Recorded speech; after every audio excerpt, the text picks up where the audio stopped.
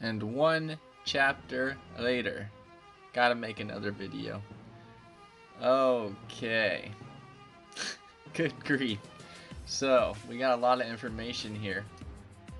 Now, contrary to what we're being told by the Shadow Sovereign himself, I maintain my theory, and I'm going to deepen it. Look, when the rebellion happened, the Great Fragment, aka the Shadow Sovereign, fought back and was slain, and at that moment, that had to be when the Absolute Being put that power into him, assuming the Shadow Sovereign's assumption is right. Obviously, the Absolute Being is not going to hide that power in him if he hasn't proved his loyalty yet, because he still could have been swayed this way or that way, just like in the final battle he was about to lose, and then all of a sudden the rulers started bowing down to him and asking for his forgiveness and all that. What if that same thing happened back then? So unless I mean, now this Absolute Being can use foresight and it can create all these insane abilities and stuff, well then something's just crazy. Something's just up about this. But, okay, so let's just say it was at that moment that he loyally fought to the death for his creator, that his creator put that into him, that gift.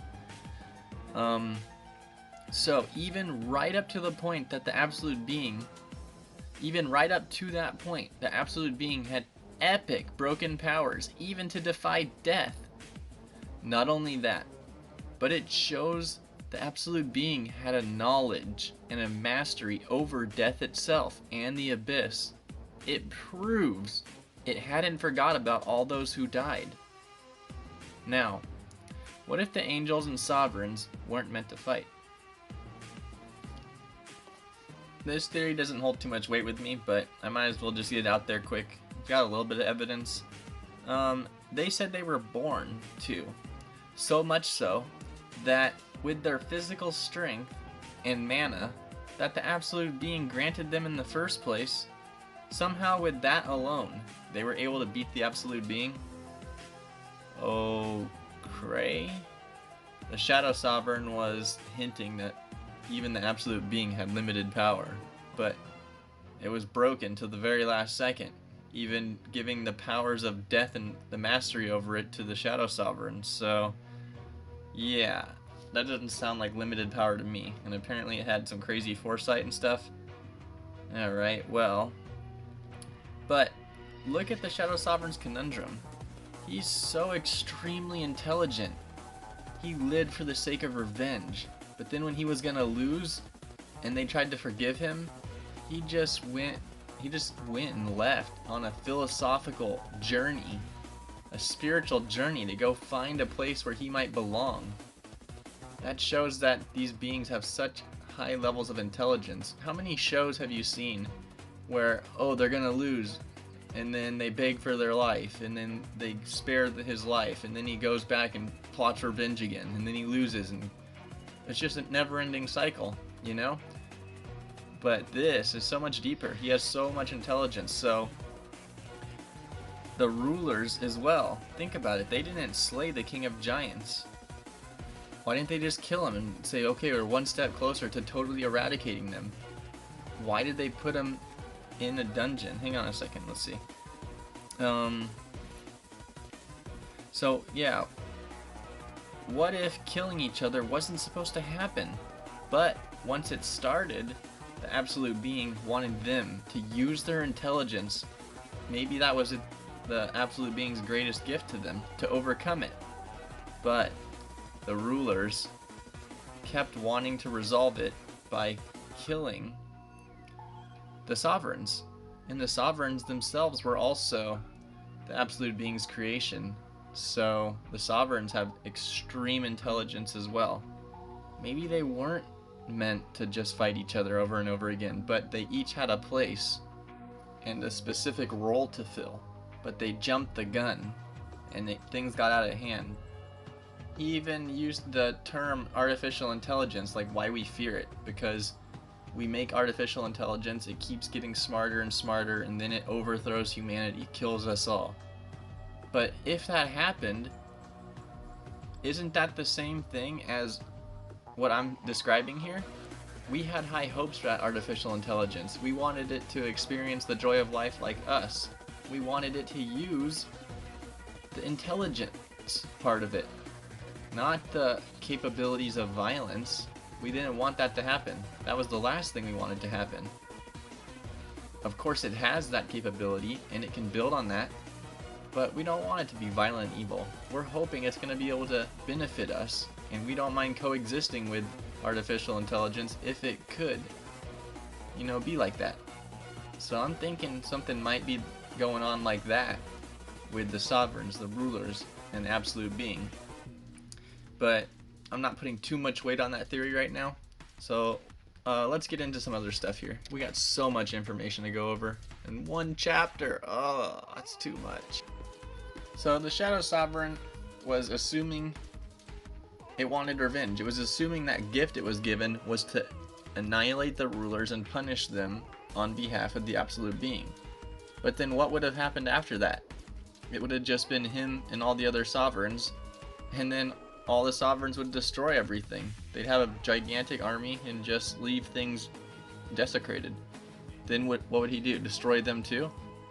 And then everything would be in the void. Everything would become his realm. He would become the new absolute being of that realm. Now that would be nuts. That would be nuts. But now that Jinwoo's a part of the picture, he doesn't want that. He wants to fix this reality. He said he doesn't belong in the realm of the Shadow Sovereign. Sure, the realm of death is now his. Now that he died, he had his full awakening. And just like in Toriko, they fused, they merged, and Jinwoo kept his consciousness. I called it. I knew that was going to happen. So now, when he heard the ruler's plea and begging him for forgiveness, even though they were in the position to kill him and finish him off, he sympathized with their cause, of course. And they're just like, man, this whole thing is stupid. We just wanted to end this war. But it's like, it doesn't make sense. Something's wrong here. And the biggest variable is two things. How hacked the system is. So you're telling me that the greatest wizard created that system. Yeah, okay. The architect was actually that angel statue. Unless it was someone else, and that angel statue really was a puppet, and he was just taking that form.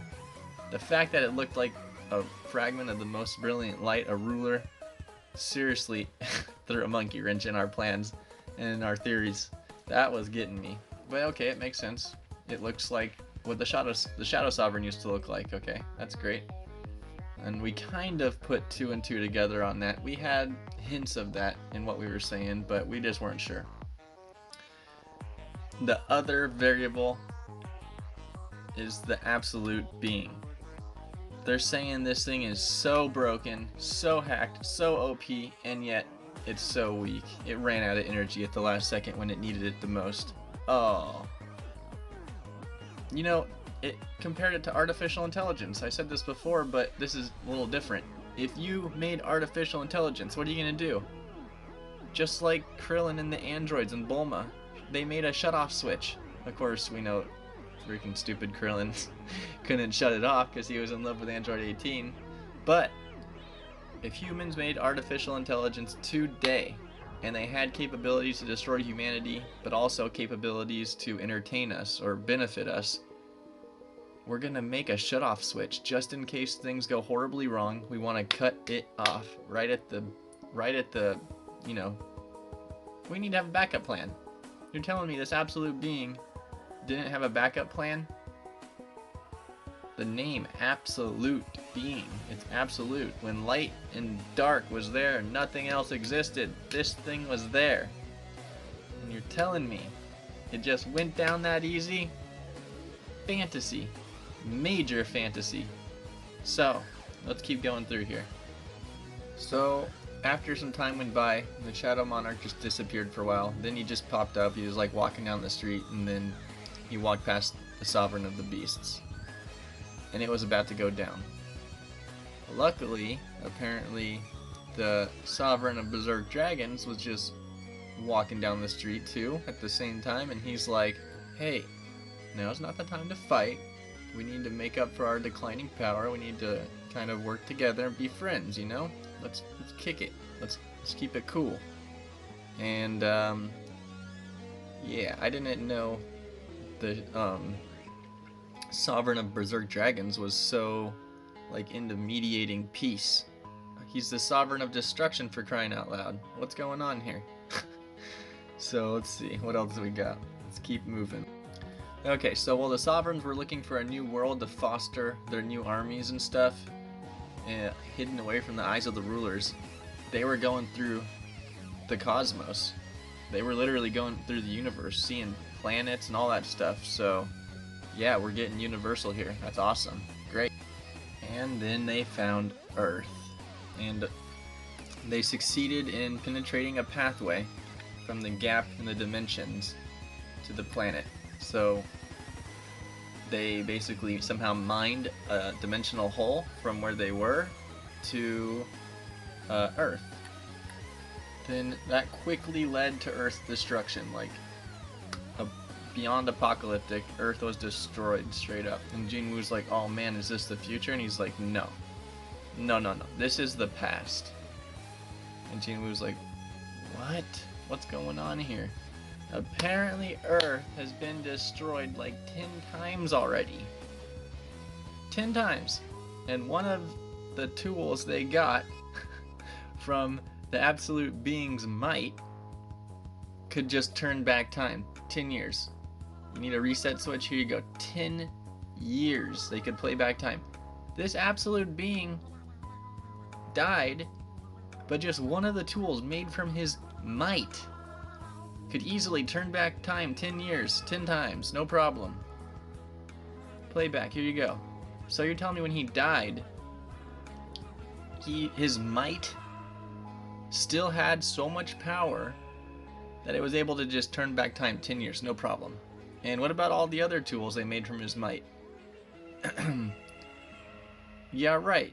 It sounds like he had tons of powers and reserves of power and reserves of power when they defeated him. It sounds like he went down. It sounds like he probably just like committed suicide or something and said, okay, you won, I died, you beat me. That does not make sense. These rulers could not have beat the absolute being. That thing is so broken. So, what the heck happened? And what's going on here? Well, let's keep moving through this and we're gonna figure it out and make a really good theory. Okay, so it's been a couple hours since I recorded that last bit, and now I went back and I looked up all the stuff about Jinwoo's dad. Alright, he has to be on the side of the rulers. First of all, he said he knew why he was able to come back after being in the dungeon for 10 years. First, he told the hunters who found him, oh, I was in here, I got locked in here and I just passed out, and then I opened my eyes and it was 10 years later. And then he revealed he was basically lying about that. He said he knew exactly why he was able to come back.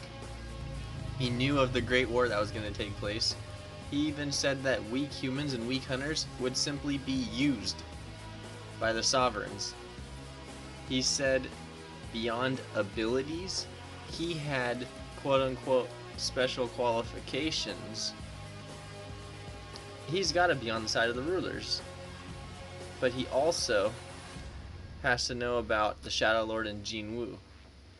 He said to, oh, what's his name?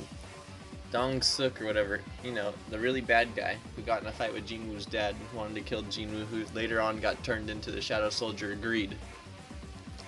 Jinwoo's dad said, not for my son's sake, but for your sake. Don't come back to South Korea, or you won't be able to close your eyes even in death. We know that the rulers used the tools from the might of God to fight the Sovereigns. They had the one that can turn back time. We know that now. The wizard got in touch with the Shadow Sovereign, who also had a gift of God's might, and they made the system. And the system itself is still a little mysterious to me. I can't believe that stone statue made it all, or whoever was behind that stone statue. And then, so if the rulers are using the might of God tools to fight against the sovereigns, Jinwoo's dad was in a dungeon, and he went back. The rulers saw him, and the rulers talked to him and told him stuff, and he got to know them. And then they probably did something. They probably used a tool on him. And so I think he's helping the rulers, but I think he knows the truth about the Shadow Sovereign and Jinwoo. Now, his dad had a lot of achievements as a hunter, but there was no ranking system back in those days, back in his day. So he could have been an S rank. They had no way of evaluating magic energy at that time. So that is interesting. I forgot about that. So Jinwoo's dad was definitely powerful. He had a lot of achievements. The guy said he could be making huge bucks, but obviously the guy didn't think he was an S rank at first, because he was just ready to kill him. He was like, this guy's nothing to me. So maybe he was assuming he was an A rank based on his achievements, but we just don't know. And I think the guy was just being haughty. They probably didn't have a way to label gates, or if they couldn't measure the magic energy of the person, I doubt they could measure the magic energy of the gates either. So he could have been S rank already. That's awesome. That's awesome. But then Jinwoo himself was only an E rank before he got the system, so I guess it doesn't run in the family. And then not only that, his mom got the eternal sleep. We still don't know a lot about that disease, but maybe the whole family's weak except for his dad. I don't know, but Jinwoo got heart. He's got heart, and that's what matters. Jinwoo, he's our man, our main man. Ain't done leveling up yet. Alright, I got a few more things here. Okay, so the Shadow Sovereign understands the ruler's plight better than anyone. He came from them, he saw it. His own army died fighting in those wars. So why didn't he join them? Okay, because he wanted to stay loyal. But what about after the Absolute Being died? Why did he only seek revenge? That just ended up killing more people. So does he really get it? Was the Sovereign of Darkness, was his revenge actually justice? Or was the ruler's way more just? The Shadow Sovereign needs to make up his mind. But eventually he did, so that's cool. But did the Absolute Being want the Shadow Sovereign to get revenge by joining the enemy's side? No, he wanted him to understand both sides, maybe. But to what avail? That's what we need to answer. The Earth, a place with no magic energy. It became the ultimate place to prove whose idea is right. But it's still suspicious. Why the rulers would put the King of Giants in a dungeon where the hunters couldn't even clear the dungeon in the first place? They're supposed to protect Earth, but then they drop an S-gate with a sovereign and his cronies on the already crippled Japan? So what were they thinking when Japan was just getting absolutely leveled and no one could even stop it? And when they were seeing the TVs and stuff where they were looking for international help and nobody would help them? The rulers are supposed to be watching over Earth. They're supposed to be seeing all this going on. They're supposed to know the current situation of the humans. And they put that there? Yeah. That doesn't make any sense. And a sovereign still could have easily came to free the King of Giants, as I've said many times, because they used portals to get around. They could have done it way before Jinwoo. So that seals it. Jinwoo's dad was guarding it, so no other sovereigns could come. He is working for the rulers, I think. And so why does he have a monster's energy? Because it's not a monster's energy, it's a Chaos World denizen energy. Simply put, he became a Chaos World denizen. He was in the Chaos World for 10 years, basically. He became a citizen of that world, therefore his energy signature changed to that. Now, just like the Shadow Lord saw good qualities in Jinwoo. When Jinwoo's dad sacrificed himself for his comrades, the rulers and possibly the sovereigns were watching that. But it seems more likely the rulers got to him as they were behind the gates. So, does he have a tool of God in him? Or did they use a tool of God on him? Man, it's a good theory. I'm thinking he's working for the rulers. We've explained why he had a monster's energy signature and his qualifications. Yeah, I think they used a tool of God on Jinwoo's dad. I do not think he's the Sovereign of Dragons, unless the Sovereign of Dragons had a different agenda and had some kind of change of heart, or had a different ulterior motive, and maybe the Sovereign of Dragons teamed up with the rulers or something. He's pretty mysterious still, so I don't want to say anything, but I think Jinwoo's dad is not only a fragment of light, but just something beyond the fragments we've seen so far, because they've all been strong compared to other S-rank hunters, but weak in the grand scheme of things, compared to the rulers, compared to the sovereigns. Jinwoo's dad's definitely stronger than that. And if he's the guy who's in stealth, right now he's holding off two sovereigns who were attacking to kill Jinwoo. Like, they were doing full power, wanted to absolutely destroy him, and he's just in stealth blocking two at once. So that's way beyond anything like Thomas Andre could do, or Go Gun He even. So let me think. That might be it for now. I think Jinwoo is gonna kill the Ice Elf, and I think he's gonna try to kill the Beast guy, but the other sovereigns are gonna step in, and the Dragon Sovereign's gonna come, and things are gonna get hardcore. They might try to talk it out, but I don't think that's gonna work. And then the portal's gonna open, and the rulers aren't gonna come through it. Rather, it's gonna be the army of dragons. That's what the Shadow Sovereign said, more or less. He showed him a vision and said, look, if you go back to reality, this is what's waiting for you. And it was innumerable dragons coming down and destroying every city they found, just scorching it. So Jinwoo wants to go back to that. So the final boss is gonna be the Sovereign of Dragons. Wow, that's gonna be nuts. And I think there's still, what, like 40 or 50, yeah, like 40 more chapters, I think. Whoa, man, it's gonna get gnarly. So let me see if I can make a quick prediction, then we'll end this video. Okay, Jinwoo might try to talk to the Sovereign of Dragons, because we saw that the Sovereign of Dragons mediated between the Shadow Sovereign and the Sovereign of Beasts, so he could be a talker. He could be a talker. However, I don't think that's gonna work. And I think Jinwoo, there's no way they're gonna fight all those dragons in Seoul, Korea. No, major fantasy. That's not possible. So he is somehow gonna go into the gate and fight them on the other side.